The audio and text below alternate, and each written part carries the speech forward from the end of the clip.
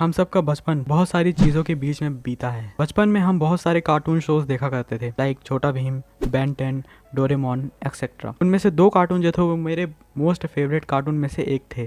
पहला बेन 10, दूसरा Doraemon. Ben 10 के बारे में हम किसी और वीडियो में बात करेंगे। आज की वीडियो में हम बात करने वाले हैं डोरेमोन के बारे में। बचपन में, इनफैक्ट आज भी, हम डोरेमोन शो जब देखते हैं तो हमें ऐसा ज़रूर लगता है कि काश डोरेमोन जैसा कोई दोस्त हमारे पास भी होता जो हमारी मदद करता अलग अलग डिफरेंट और अमेजिंग गैजेट्स की हेल्प से। लेकिन एक सवाल भी उठता है फिर कि क्या डोरेमोन रियल लाइफ में हो सकता है? क्या डोरेमोन के गैजेट्स रियल लाइफ में हो सकते हैं? डोरेमोन 22वीं सदी से आया हुआ एक बहुत ही एडवांस्ड कैट रोबोट है। डोरेमोन के पास एक 4th डायमेंशनल पॉकेट है जिसमें से वो बहुत सारे अच्छे अमेजिंग गैजेट्स निकालता है नोबिता की मदद के लिए। मैं जानता हूँ ये सब सुन के आपको नॉस्टैल्जिक फील हो रहा होगा, आपको पुराने दिन याद आ रहे होंगे। तो आज हम उन्हीं पुराने दिनों में खोने वाले हैं, क्योंकि आज की वीडियो में हम डोरेमोन के बारे में ही बात करने वाले हैं। क्या डोरेमोन रियल लाइफ में हो सकता है? क्या डोरेमोन के गैजेट्स रियल लाइफ में हो सकते हैं? आज की वीडियो में हम इसी चीज़ पर बात करने वाले हैं, चर्चा करने वाले हैं। तो बने रहिए इस वीडियो के एंड तक मेरे साथ। ये वीडियो थोड़ी सी डिफरेंट होने वाली है मेरे बाकी वीडियो से, लेकिन आपको मज़ा पूरा आएगा। तो बने रहिए वीडियो के एंड तक। Let's begin. दुनिया ही बदल दो, मैं तो प्यारा सा चमत्कार हूँ। मैं किसी का सपना हूँ जो आज बन चुका हूँ सच। अब ये मेरा सपना है कि सबके सपने सुपर ग्लव्स। सुपर ग्लव्स के बारे में आप लोगों ने डोरेमोन कार्टून शो में ज़रूर कहीं ना कहीं सुना होगा और उसे देखा भी होगा इस्तेमाल करते हुए। सुपर ग्लव्स की हेल्प से डोरेमोन भारी से भारी सामान को आसानी से उठा सकता है और उसे कहीं भी ले जा सकता है बिना किसी दिक्कत के। Super gloves Doraemon cartoon show के सबसे फेमस गैजेट्स में से एक है। सुपर ग्लव्स तो रियल लाइफ में नहीं होता, लेकिन सुपर ग्लव्स जैसा काम करने वाला एक मैकेनिज्म बन चुका है जिसका नाम है एक्सोस्केलेटन। बस फ़र्क ये है कि सुपर ग्लव्स को आपको हाथों में पहनना पड़ता है और एक्सोस्केलेटन को आपको पूरी बॉडी में पहनना पड़ता है। एक्सोस्केलेटन जो है वो स्केलेटन्स को, बॉडी के स्केलेटन्स को सपोर्ट प्रोवाइड करता है, जिसकी मदद से आप भारी से भारी सामान को भी आसानी से उठा सकते हो। Number 2, bamboo copter. Bamboo copter भी डोरेमोन के सबसे फेमस और बेहतरीन गैजेट्स में से एक है। डोरेमोन बैम्बू कॉप्टर को लगभग अपने हर एपिसोड में यूज़ करता है। जिसको नहीं पता बैम्बू कॉप्टर क्या है, उसे मैं बता दूं कि बैम्बू कॉप्टर एक छोटा सा डिवाइस है जिसके ऊपर ये पंखियां लगी होती है, जैसे कि आपको स्क्रीन में दिख रहा है। इसकी मदद से डोरेमोन उड़ सकता है। बैम्बू कॉप्टर जैसा ही एक रियल लाइफ गैजेट जो है बन चुका है जापान में, जिसका नाम है जेन H4 हेलीकॉप्टर। ये मैकेनिज्म जो है वो डोरेमोन के बैम्बू कॉप्टर जितना छोटा तो नहीं है, इसको भी आपको पूरे बॉडी में ही पहनना पड़ेगा, लेकिन आप इसे पहन के सच में हवा में उड़ सकते हो बैम्बू कॉप्टर की तरह, जैसे कि आपको इस स्क्रीन पे दिख रहा है। जेन H4 हेलीकॉप्टर जो है वो लगभग 150 kg ऑफ वेट आराम से उठा सकता है। जेन H4 हेलीकॉप्टर का जो प्रोडक्शन था उसे 2013 में ही सस्पेंड कर दिया गया था, क्योंकि जापान की जो ये कंपनी थी जिसने इस फ्यूचर टेक्नोलॉजी को बनाया था जेन H4 हेलीकॉप्टर को, उसे ना तो कोई स्पॉन्सर मिल रहा था, ना तो कोई इन्वेस्टर और ना ही कोई पार्टनर मिल रहा था, जिसकी वजह से ये कंपनी इस फ्यूचर टेक्नोलॉजी को लॉन्च नहीं कर पाई। जापान की ये कंपनी जिसने कि जेन H4 हेलीकॉप्टर को बनाया है वो आज भी किसी पार्टनर, इन्वेस्टर या स्पॉन्सर की तलाश कर रही है। जैसे ही कोई इन्वेस्टर या पार्टनर या कोई स्पॉन्सर करने वाला मिल जाता है इस कंपनी को, वैसे ही ये जो गैजेट है वो रिलीज कर दिया जाएगा पूरे वर्ल्ड में, और तब आप भी बैम्बू कॉप्टर के अल्टरनेटिव को इस्तेमाल कर पाओगे। और मेका मेकर। मेका मेकर बेसिकली 3D प्रिंटर ही है, जिसकी मदद से डोरेमोन कोई भी चीज का 3D मॉडल बना सकता है। नोबिता के कहने पर ही एक बार डोरेमोन मेका मेकर को बाहर निकालता है और इसका इस्तेमाल करता है। नोबिता को एक 3D शिप का मॉडल चाहिए होता है, जिसके लिए वो मेका मेकर का इस्तेमाल करता है। नोबिता एक ड्राइंग पेज पे शिप का ड्राइंग बना देता है और कुछ खिलौने के साथ उस ड्राइंग को भी मेका मेकर में डाल देता है, और फिर कुछ देर बाद ही उसके अंदर से शिप का 3D मॉडल बाहर आ जाता है। उसी से इंस्पायर एक रियल में 3D प्रिंटर बन चुका है। रियल वाला जो 3D प्रिंटर है वो मेका मेकर जितना बड़ा नहीं है, वो कुछ इस तरह से दिखता है जैसा कि आपको स्क्रीन में दिख रहा है। रियल वाला 3D प्रिंटर को इस्तेमाल करने के लिए आपको एक पेन ड्राइव की जरूरत पड़ेगी, जिसमें उस चीज की फोटो हो जिसका आपको 3D मॉडल बनाना है। उसके बाद आपको उस पेन ड्राइव को 3D प्रिंटर में लगाना है और उस इमेज को सिलेक्ट कर देना है जिसके आपको 3D मॉडल बनाना है, और उसके बाद प्रिंटर के ऊपर ही एक जगह पर वायर का बंडल आपको लगाना है। फिर उसी की हेल्प से आपका 3D प्रिंटर आपके लिए वो मॉडल बना के दे देगा जिसका आपने इमेज सिलेक्ट किया था। 3D प्रिंटर आपको आसानी से अमेज़ॉन में मिल जाएगा। ट्रांसलेशन टूल या ट्रांसलेशन जेली। ट्रांसलेशन जेली भी डोरेमोन का सबसे फेमस और बेहतरीन गैजेट और बहुत ज्यादा यूजफुल गैजेट्स में से एक है। ट्रांसलेशन जेली का डोरेमोन तब इस्तेमाल करता है जब वो किसी और देश में जाता है या टाइम में पीछे जाता है और जब उसे किसी की लैंग्वेज समझ में नहीं आती तो वो इस ट्रांसलेशन जेली को खा के किसी भी लैंग्वेज को आराम से समझ सकता है और उसी की लैंग्वेज में बोल भी सकता है। ट्रांसलेशन टूल या ट्रांसलेशन जेली तो रियल लाइफ में नहीं होता, लेकिन ट्रांसलेशन जेली जैसे हमारे पास बहुत सारे एप्लीकेशंस या डिवाइस आ चुके हैं जिनकी मदद से आप किसी भी लैंग्वेज को आसानी से ट्रांसलेट कर सकते हो। तो चलो अब उस गैजेट के बारे में बात करते हैं जिसका आपको बेसब्री से इंतजार था। Number 5, anywhere door. Anywhere door ये तो मेरा सबसे पर्सनल और सबसे पसंदीदा गैजेट में से एक है। एनीवेयर डोर की मदद से आप इस यूनिवर्स के एक कोने से दूसरे कोने में आसानी से आ जा सकते हो। एनीवेयर डोर डोरेमोन का सबसे यूजफुल और सबसे फेमस गैजेट में से एक है जिसका डोरेमोन लगभग अपने हर एपिसोड में यूज करता ही करता है। एनीवेयर डोर टेलीपोर्टेशन और वार्म होल के कॉन्सेप्ट पर काम करता है। अब जिन लोगों को नहीं पता कि टेलीपोर्टेशन क्या होता है उन लोगों को मैं शॉर्ट में बता दूं। टेलीपोर्टेशन एक ऐसा जरिया होता है जिसकी मदद से आप एक पॉइंट से दूसरे पॉइंट पर बिना ट्रेवल करे जा सकते हो। अब ये तो आप भी जानते हो और मैं भी जानता हूँ कि आज की टेक्नोलॉजी की मदद से टेलीपोर्टेशन जो है अभी पॉसिबल नहीं हुआ। आने वाले कुछ समय में हो सकता है कि टेलीपोर्टेशन जैसा कुछ आ जाए। तो अब बचता है वार्म होल कॉन्सेप्ट। जिन लोगों को नहीं पता कि वार्म होल क्या होता है, वार्म होल भी एक तरह का ऐसा शॉर्टकट होता है जिसकी मदद से आप एक पॉइंट से दूसरे पॉइंट पर कुछ सेकंड्स में ही पहुंच सकते हो। वार्म होल एक ऐसा शॉर्टकट है जिसकी मदद से आप लाखों लाइट ईयर्स तक की दूरी को भी कुछ चुटकियों में ही तय कर सकते हो। और मैं आप लोगों को एक बात बता दूं कि साइंस खुद वार्म होल कॉन्सेप्ट पर मानता है, लेकिन फर्क इतना है कि साइंस अभी वार्म होल के कॉन्सेप्ट को किसी को समझा नहीं सकता क्योंकि वो खुद नहीं समझ पाया है। लेकिन आने वाले 100 साल बाद यानी कि 22वीं सदी में हो सकता है कि सच में एक एनीवेयर डोर जैसा कोई गैजेट पॉसिबल हो। लेकिन अगर आप अभी आज के टाइम में एनीवेयर डोर को इस्तेमाल करना चाहते हो तो आप कर सकते हो, लेकिन उसके लिए आपको जापान जाना पड़ेगा। जापान के टोक्यो शहर में एक जगह है जिसका नाम है सोलामची। वहाँ पर आप VR की मदद से एनीवेयर डोर को एक्सपीरियंस कर सकते हो। जब आप वहाँ पहले जाओगे तो पहले तो आपको एक VR किट यानी कि वर्चुअल रियलिटी का किट पहनाया जाएगा। उसके बाद आपके सामने एक एनीवेयर डोर का लकड़ी का मॉडल रखा होगा और फिर जब वो VR को ऑन करेंगे तो आप एनीवेयर डोर को सच्ची में अभी के टाइम में रियलिटी में एक्सपीरियंस कर पाओगे, जैसे कि आपको स्क्रीन पे इस वीडियो पे दिख रहा है। तो अब आप लोग मुझे कमेंट करके बताओ कि अगर आपको रियल में एनीवेयर डोर मिल जाए तो आप सबसे पहले कहाँ जाना पसंद करोगे। तो चलो अब उन गैजेट्स के बारे में बात करते हैं जिन्हें डोरेमोन में दिखाया तो जाता है पर वो अभी तक रियलिटी नहीं बने हैं। Number 1, time machine. Time machine Doraemon का कोई गैजेट तो नहीं है, पर टाइम मशीन एक ऐसा यंत्र है जो डोरेमोन के पास है, जो कि डोरेमोन को हेल्प करता है पास्ट या फ्यूचर में ट्रैवल करने के लिए। और आपने भी डोरेमोन एपिसोड्स में जरूर ये देखा होगा कहीं ना कहीं कि डोरेमोन कभी ना कभी अपने टाइम मशीन का इस्तेमाल करता है फ्यूचर में जाने के लिए। अगर आप लोगों ने डोरेमोन का वो वाला एपिसोड देखा होगा जिसमें नोबिता को इच्छा होती है अपनी दादी से मिलने की, तो डोरेमोन से वो हेल्प मांगता है और नोबिता और डोरेमोन दोनों ही साथ में जाकर अपनी दादी से मिलते हैं। लेकिन time machine, time travel, time में ट्रेवल करना आगे या पीछे, ये दोनों चीज ही फिक्शनल चीज है जो कि डोरेमोन में दिखाई जाती है। रियल लाइफ में टाइम ट्रेवल अभी तो पॉसिबल नहीं है, पर आने वाले कुछ टाइम में हो सकता है, क्योंकि आजकल हम भी बहुत सारे ऐसी घटनाओं के बारे में सुनते हैं जहाँ कुछ लोग आके दावा करते हैं कि हम टाइम ट्रेवल करके फ्यूचर से पास्ट में आए हैं, और वो लोग कुछ घटनाएं भी बताते हैं जो कि सच हो जाती हैं। अगर आप लोगों ने मेरी ये वाली वीडियो देखी होगी तो आपको पता होगा। अगर टाइम ट्रेवल के इंसिडेंट्स रियल में हो सकते हैं तो आने वाले फ्यूचर में टाइम ट्रेवल पॉसिबल भी हो सकता है। तो अभी तो ऐसा कुछ पॉसिबल नहीं है, लेकिन आने वाले फ्यूचर में टाइम ट्रेवल, टाइम मशीन हो सकता है। क्योंकि आज से कुछ साल पहले जब आप किसी को बोलोगे कि ऐसा कोई डिवाइस होता था जिससे हम घर बैठे फोन पे बात कर सकते हैं, वीडियो कॉल कर सकते हैं, तो उस टाइम भी ये पॉसिबल नहीं था। उसी तरह टाइम ट्रेवल भी अभी पॉसिबल नहीं है, लेकिन आने वाले टाइम पे पॉसिबल हो सकता है। Number 2, what if phone booth.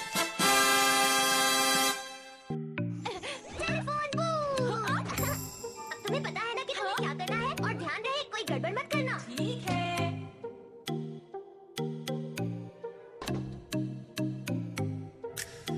Hello, अगर हमारी दुनिया जादुई दुनिया में बदल जाए तो?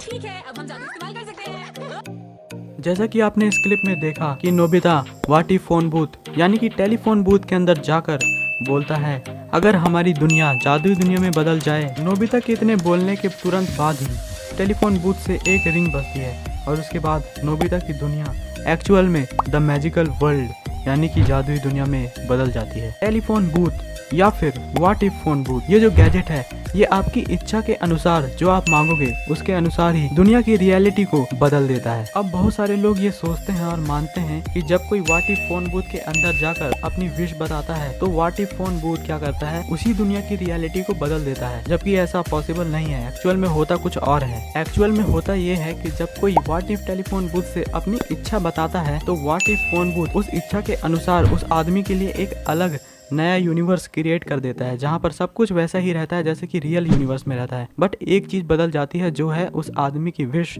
जो वहाँ दूसरे पैरेलल यूनिवर्स में पूरी हो जाती है। अब मैं आप लोगों के एक चीज बता दूं कि व्हाट इफ फोन बूथ जो है नया यूनिवर्स क्रिएट नहीं करता है, बल्कि होता ये है कि एट द सेम टाइम अभी के ही टाइम में बहुत सारे ऐसे यूनिवर्सेस हैं जो डिस्ट्रॉय हो रहे हैं और क्रिएट हो रहे हैं, और हमारे इस यूनिवर्स की तरह और भी कई सारे मल्टीवर्स होंगे, पैरेलल यूनिवर्स होंगे जिसमें हम हो सकते हैं, और हो सकता है कि हमारी रियलिटी उस यूनिवर्स में कुछ और ही हो। अगर आप लोगों ने डोरेमोन की द जादू मंत्र वाली मूवी देखी है तो जैसा कि नोबिता उस मूवी में टेलीफोन बूथ के अंदर जाकर टेलीफोन बूथ से कहता है कि अगर हमारी दुनिया जादुई दुनिया में बदल जाए तो उसके बाद जो रिंग बजती है उसके बाद नोबिता के साथ क्या होता है कि नोबिता एक पैरेलल यूनिवर्स में शिफ्ट हो जाता है, जहाँ पर सब कुछ नोबिता के रियल वर्ल्ड जैसा ही होता है, पर एक चीज डिफरेंट होती है, वो ये कि उस यूनिवर्स में सब कोई जादुई शक्तियों का इस्तेमाल करते हैं, सबके पास वहाँ जादुई शक्तियाँ होती हैं। अब जो व्हाट इफ फोन बूथ का कॉन्सेप्ट है वो मल्टीवर्स और पैरेलल यूनिवर्स से लिया गया है, और ये बात डोरेमोन खुद अपने मुंह से बोलता है डोरेमोन द जादू मंत्र वाली मूवी पे, अगर आप लोगों ने देखी है तो। अगर आप लोगों ने वो वाली मूवी देखी होगी तो जब नोबिता और उसके सारे दोस्त दुश्मन के चंगुल में फंस जाते हैं तो नोबिता बोलता है कि डोरेमोन क्यों ना हम व्हाट इफ फोन बूथ से कह के सारी सिचुएशन को एकदम नॉर्मल कर दे, बोल दे कि सब कुछ पहले जैसा हो जाए। तो डोरेमोन नोबिता से कहता है कि ऐसा हम नहीं कर सकते, क्योंकि अगर हम व्हाट इफ फोन बूथ से कहेंगे कि पहले जैसा सब कुछ बना दे तो व्हाट इफ फोन बूथ क्या करेगा, वो हमारे लिए एक नया पैरेलल यूनिवर्स क्रिएट कर देगा जहां हम तो सेफ हो जाएंगे, लेकिन जो नोबिता के दोस्त अभी इस सिचुएशन में फंसे हुए हैं वो सिचुएशन अभी भी नए यूनिवर्स के पैरेलल ही चलती रहेगी, जो कि एकदम सही बात है।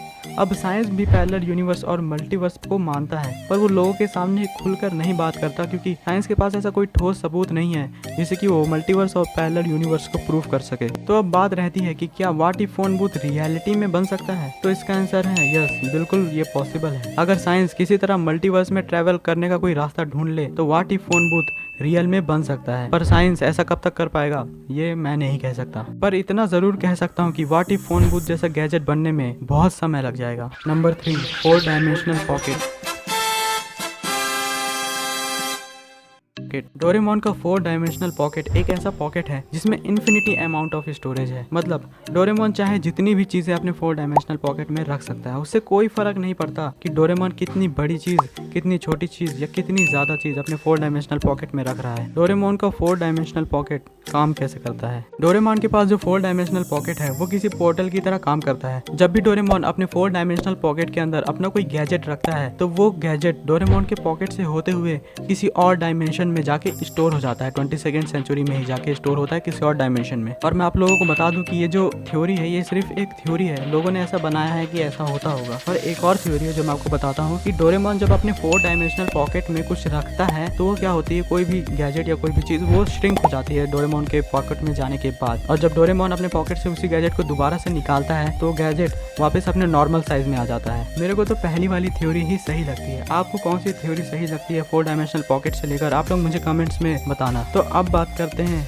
कि क्या डोरेमोन का 4 डायमेंशनल पॉकेट रियलिटी में बन सकता है? तो मेरे हिसाब से शायद नहीं, क्योंकि हम इंसान 3rd डायमेंशनल में रहते हैं और हमारी ये जो दुनिया है वो लगभग 10 डायमेंशन यानी कि 10 आयामों से मिलकर बनी हुई है स्ट्रिंग थ्योरी के हिसाब से। और मैं आप लोगों को एक और बात बता दूं कि हमारे डायमेंशन के अलावा जितनी भी और भी डायमेंशंस हैं वो हमारे इसी दुनिया में एग्जिस्ट करती हैं, और वो सारे डायमेंशंस हमारे साथ इसी वक्त चल रही हैं। देखो, एक्चुअल में तो 4 डायमेंशनल जैसा कोई भी पॉकेट नहीं बन सकता, पर अगर किसी तरह इंसान को 3rd डायमेंशन यानी कि हमारे इस डायमेंशन के अलावा भी किसी और डायमेंशन के बारे में पूरी तरह से नॉलेज हो जाए और उन्हें देखने का ज्ञान प्राप्त हो जाए तो हो सकता है कि 4 डायमेंशनल पॉकेट बन सकता है, पर ये असलियत में तो लगभग नामुमकिन है। तो मैंने आप लोगों को डोरेमोन के गैजेट्स के बारे में तो सब कुछ बता दिया कि कौन सा गैजेट रियल हो सकता है, कौन सा गैजेट रियलिटी में बन चुका है और कौन सा गैजेट कभी भी बन नहीं सकता। तो क्या डोरेमोन रियलिटी में बन सकता है? तो चलो अब इस चीज के बारे में बात करते हैं। डोरेमोन एक 22वीं सेंचुरी यानी कि 22वीं सदी से आया हुआ एक कैट रोबोट है। अगर हम डोरेमोन को आज के टाइम से कंपेयर करें तो डोरेमोन आज के टाइम से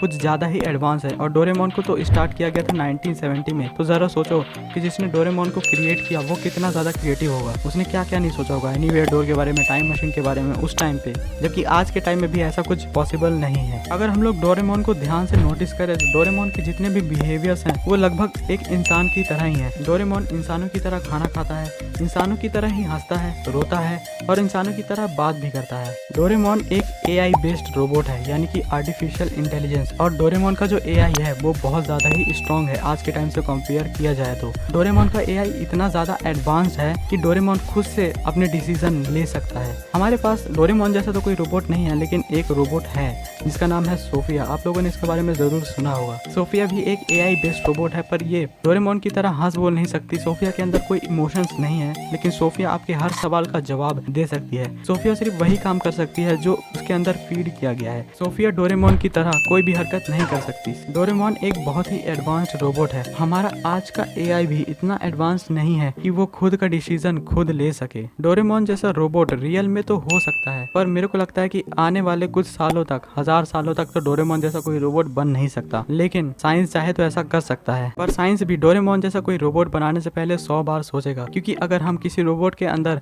एक स्ट्रॉन्ग AI डाल दे और उसके साथ डिसीजन मेकिंग पावर भी डाल दे तो हो सकता है कि रोबोट इंसानों पर राज करने के बारे में सोचने लगे और इंसानों को ही खत्म कर दे। इसलिए साइंस ऐसा कोई भी रोबोट शायद कभी बनाए ही ना। पर आप लोग सिर्फ इतना समझ लीजिए कि डोरेमोन अभी सिर्फ एक फिक्शनल कैरेक्टर है, और मेरे ख्याल से फ्यूचर में भी शायद ही साइंस कोई ऐसा रोबोट बनाएगा जो आपके साथ फुल इमोशन के साथ रहेगा, आपसे दोस्ती करेगा, आपसे बात करेगा, हंसेगा, आपके साथ खाना खाएगा। ऐसा कोई रोबोट मेरे ख्याल से शायद ही बन पाएगा। अब डोरेमोन पर बात चल ही रही है तो क्यों ना हम डोरेमोन के लास्ट एपिसोड के बारे में भी थोड़ी चर्चा कर ही लें। पर डोरेमोन का जो लास्ट एपिसोड है वो यूट्यूब पे अवेलेबल है, पर वो इंग्लिश में है। आप चाहो तो उसे देख सकते हो, लेकिन मैं अभी डोरेमोन का जो लास्ट एपिसोड है उसे आपको हिंदी में एक्सप्लेन कर बताऊंगा। लास्ट एपिसोड में होता ये है कि नोबिता एक दिन ऐसे ही स्कूल से आता है रोता रोता डोरेमोन के पास, और डोरेमोन से जाकर बोलता है कि प्लीज डोरेमोन मुझे एक कोई गैजेट दे दो, क्योंकि जियान और सुनियो ने फिर से आज मुझे परेशान किया है। नोबिता के ऐसे बार बार बोलने पर भी डोरेमोन नोबिता का कोई रिस्पॉन्स नहीं देता। नोबिता को ऐसा लगता है कि शायद डोरेमोन मुझसे नाराज है, इसलिए बार बार नोबिता ट्राई करते रहता है गैजेट मांगने का, लेकिन बहुत टाइम बीत जाता है। डोरेमोन ना ही नोबिता की बात का कोई रिस्पॉन्स देता है और ना ही हिलता डुलता है। तो नोबिता को ऐसा लगता है कि शायद डोरेमोन में कोई खराबी आ गई है। फिर तुरंत नोबिता टाइम टेलीविजन की मदद से डोरेमी से कांटेक्ट करता है, जो कि डोरेमोन की बहन है। नोबिता डोरेमी को सब बताता है कि डोरेमोन जो है बिल्कुल भी हिल डुल नहीं रहा है और उससे बात भी नहीं कर रहा है। तो डोरेमी नोबिता से कहती है कि शायद डोरेमोन की जो है बैटरी खत्म हो चुकी है। तो नोबिता थोड़ा रिलैक्स होता है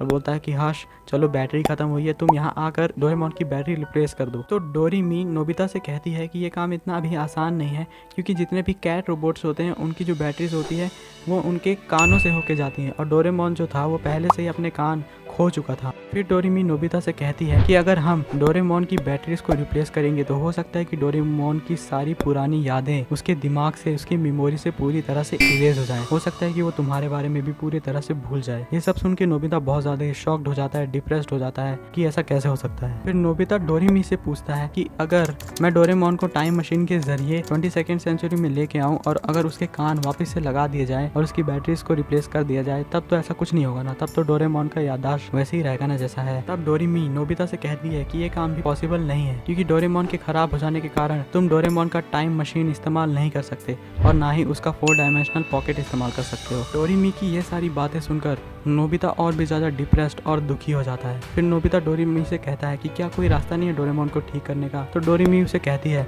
कि रास्ता तो है, हमारे पास सिर्फ 2 ही रास्ता है डोरेमोन को ठीक करने का। पहला तो ये कि 22वीं सेंचुरी में जो टाइम पेट्रोल के नए नियम आए हैं उनको तोड़कर मैं तुम्हारे टाइम में आकर डोरेमोन की बैटरी से रिप्लेस कर दूं, जिससे कि डोरेमोन की याददाश्त चली जाएगी और तुम्हें दूसरा डोरेमोन दे दिया जाएगा। या फिर दूसरा रास्ता ये है कि हम उस टाइम तक का वेट करें जब तक कि ये लेटेस्ट टेक्नोलॉजीज आ जाएं, जिनकी मदद से डोरेमोन के कान भी लग जाएं और उसकी बैटरीज भी रिप्लेस हो जाएं और डोरेमोन की याददाश्त भी ना जाए। डोरेमी की यह सारी बातें सुनकर नोबिता और भी ज्यादा दुखी हो जाता है। फिर नोबिता अकेले अकेले रहने लग जाता है, किसी से भी मिलता नहीं है डोरेमोन की इस हालत की वजह से। वो कमरे में अकेले डोरेमोन से बात करता रहता है कि तुम्हें याद है वो पुरानी यादें, ये सारी बातें पुरानी यादें डोरेमोन के साथ डिस्कस करता है। एक तरह से बोलूं तो नोबिता पूरी तरह से डिप्रेशन में जा चुका होता है। फिर एक दिन नोबिता खुद ये डिसाइड करता है कि वो खुद पढ़ लिख कर एक बहुत बड़ा साइंटिस्ट बनेगा और नोबिता खुद डोरेमोन को ठीक करेगा। उसके बाद सीधा कुछ साल बाद का सीन दिखाया जाता है जिसमें एक मार्क्स बोर्ड लगा रहता है जिसमें नोबिता का सबसे ऊपर में रैंक रहता है और नोबिता फर्स्ट क्लास से पास हुआ रहता है। उस टाइम नोबिता बहुत बड़े हो जाता है, नोबिता और उसके सारे दोस्त। फिर उसके दोस्त लोग बोलते हैं कि तुम फिर से फर्स्ट आ गए हो तो चलो क्यों ना इस बात का सेलिब्रेशन किया जाए। तो नोबिता बोल देता है कि मैं नॉलेज के लिए पढ़ाई कर रहा था, मार्क्स के लिए नहीं। फिर वो चले जाता है अपने घर अपने दोस्त लोग को मना करके। नोबिता अपने स्कूल में पढ़ाई में सबसे ज्यादा अच्छा हो जाता है, हर बार वो फर्स्ट रैंक से पास होता है अपने स्कूल में। ऐसे ऐसे करके एक दिन वो एक बहुत बड़ा साइंटिस्ट बन जाता है और उसके बाद सीधा और कुछ सालों का आगे का दिखाया जाता है जिसमें नोबिता शिजुका को बुलाता है अपने पास और बोलता है कि देखो मैंने कर दिया। फिर जब शिजुका डोरेमोन की तरफ देखती है तो शिजुका देखकर एकदम बहुत ज्यादा खुश हो जाती है क्योंकि शिजुका देखती है कि डोरेमोन एकदम ठीक हो चुका है। और डोरेमोन उठते उठते ही बोलता है कि नोबिता तुमने अपना होमवर्क कर लिया है क्या। और जब डोरेमोन नोबिता की तरफ देखता है तो डोरेमोन भी एकदम शॉक्ड हो जाता है क्योंकि नोबिता जो होता है बहुत बड़ा हो चुका होता है। और इसी तरह डोरेमोन का लास्ट एपिसोड खत्म हो जाता है। लेकिन मैं आप लोगों को एक और बात बता दूं कि डोरेमोन का ये ही एक लास्ट एपिसोड नहीं है। डोरेमोन के कई सारे लास्ट एपिसोड लिखे जा चुके हैं, जैसे कि एक स्टैंड बाय मी मूवी में दिखाया जाता है। डोरेमोन चला जाता है, फिर नोबिता इसे बुला लेता है ड्रिंक को पी के, जो कि डोरेमोन का ही गैजेट रहता है। वैसे तो डोरेमोन के काफी सारे लास्ट एपिसोड लिखे जा चुके हैं, लेकिन उनमें से सबसे इमोशनल और सबसे अच्छा जो लास्ट एपिसोड है डोरेमोन का, वो ये वाला है जो मैंने आपको बताया। डोरेमोन का जो ये लास्ट एपिसोड था वो मेरे को भी बहुत ज्यादा पसंद आया। ये बहुत ज्यादा इमोशनल एपिसोड था डोरेमोन का लास्ट वाला। और भी कई सारे एपिसोड बन चुके हैं, लिखे जा चुके हैं, लेकिन वो उतना ज्यादा अच्छा नहीं है, इसलिए मैं आपको उनके बारे में नहीं बता रहा हूँ। So that's it for the video. अगर आपको ये वीडियो पसंद आई है जरा से भी तो लाइक करना, चैनल को सब्सक्राइब कर लेना और डोरेमोन के फैंस जरूर लाइक शेयर सब्सक्राइब कमेंट सब कुछ करके जाना।